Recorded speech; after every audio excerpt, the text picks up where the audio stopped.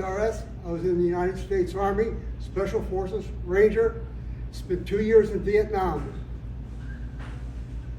Now repeat this in your answer and say whatever comes to your mind.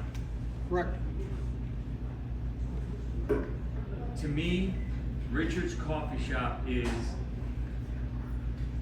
To me, Richard's Coffee Shop is a place I can go for serenity, comfort, and find people like myself that are still suffering from PTSD and some of the things of war and being called a baby killer.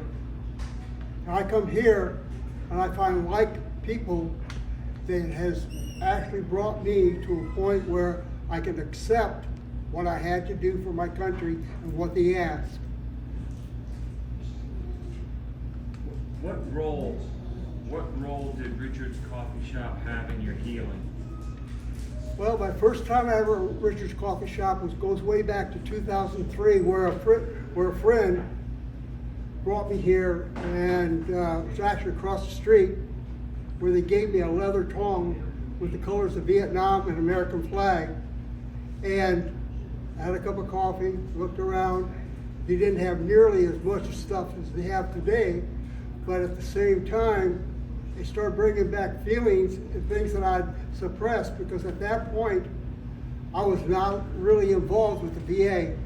I was told when I came home from Vietnam, if you go to the VA, you're going to become a lab rat. And I look underneath these underpasses, and that's exactly what I saw, lab rats. Some people don't want to hear that, but it's the God's truth. And it still kind of goes on today.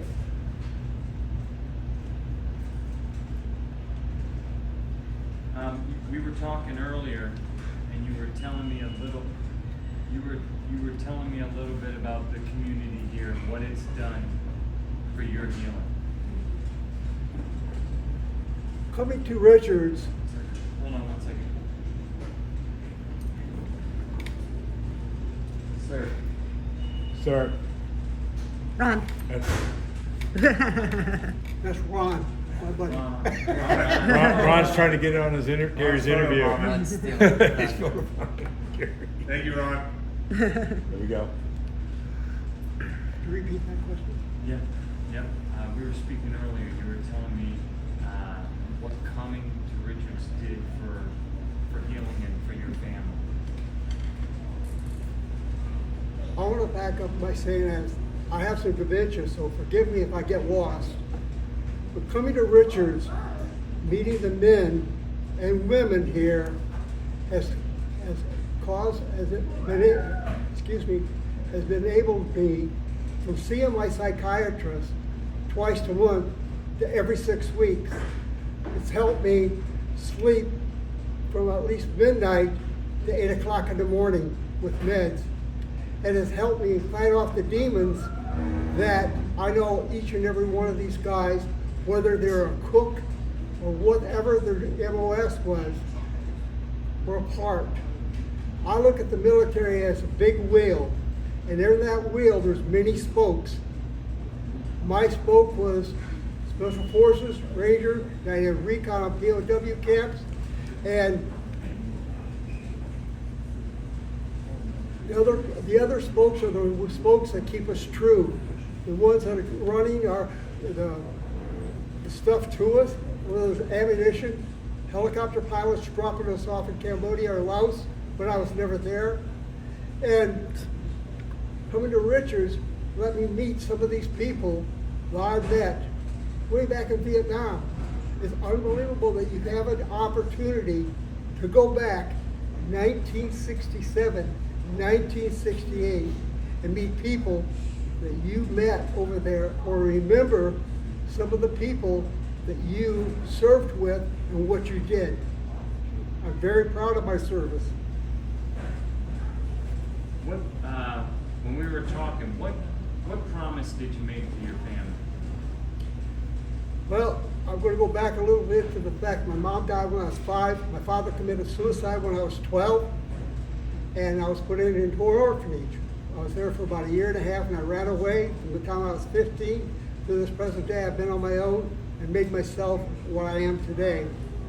I promised my family that I would never do what my father did to me when he hung himself. I know veterans. I had a very close veteran friend that was in Special Forces. His name was Craig. To this day it haunts me. He came back, he was a sniper, and really messed up mentally. And we became close friends, and he decided to commit himself out to Colorado for a year in a mental hospital out there. And the last time I saw him, I wished him the best. That weekend, he committed suicide. And I haunt to this day.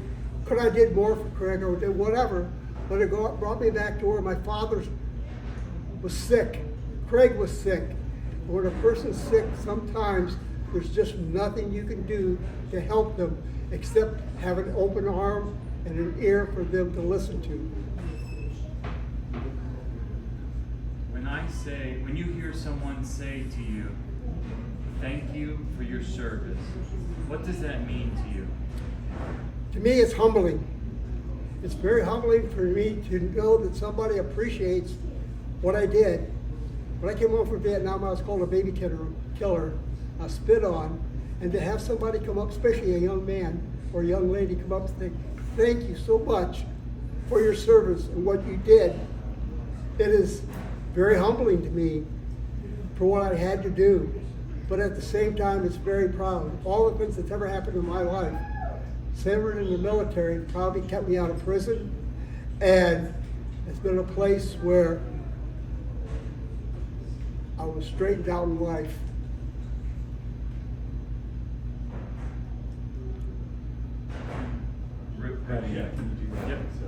Yep. Sorry, we heard something in the back. Can you start the answer with, thank you for your service to me means, and then say, Okay. Thank you for your service and for what it means to me. When somebody comes up to me and says, thank you for your service, whether it's a young man or a family, whomever, it's very humbling because I served my country for my country. And I was asked to do many things that a lot of people would never have done. But I served my country well. I'm very proud of my service and what I had to do. But it's humbling. At the same time, it makes you appreciate yourself for all the things that you may have sacrificed for our country. And it is a sacrifice. And a lot of people don't realize today what these families are sacrificing when their family goes in and goes off, because they don't know where that last day is going to be. you just previously mentioned that when you came home, or at one point, I'm sorry? you previously mentioned that at one point, or when you came home, that you were spit on. Can you tell me a little about that? When I came home from Vietnam, we were called baby killers. We were spit on, called names, and really ashamed. I'll never forget the fact that when I was in Vietnam, I had a guy that was in Ohio, and from Ohio, excuse me, and his parents used to send him papers all the time, and he sent him this paper about Kent, Ohio, on the park protesting. And his mother sent this letter saying to him, what are you doing? Look at what your brothers and sisters and family do. What are you doing? I'll never forget Frank Painter to the fact he wanted to commit suicide after that. Frank and I talked about it, and when those are the things that when you come home and people spit on you, call you a baby killer, and I'll look in the camera and I'll tell you right now, I was a baby killer.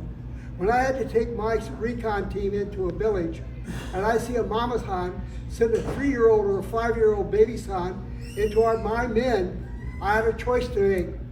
One man was worth that village, and I would kill that child. It's something I live with. I tell people all the time, when you go into the military issues you a rucksack. Everything that happens from that day of enlistment till this very day goes in that rucksack.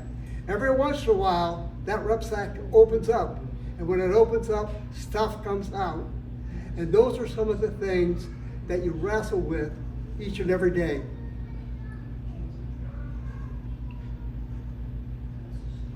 What would you like to thank Richard's Coffee Shop for? I'd like to thank Richards for the haven that it's given to me, the camaraderie, the people I've got to know and love. I can come in here and I know probably at this point, I'm gonna say 50, 60% of the guys. I'm here every Thursday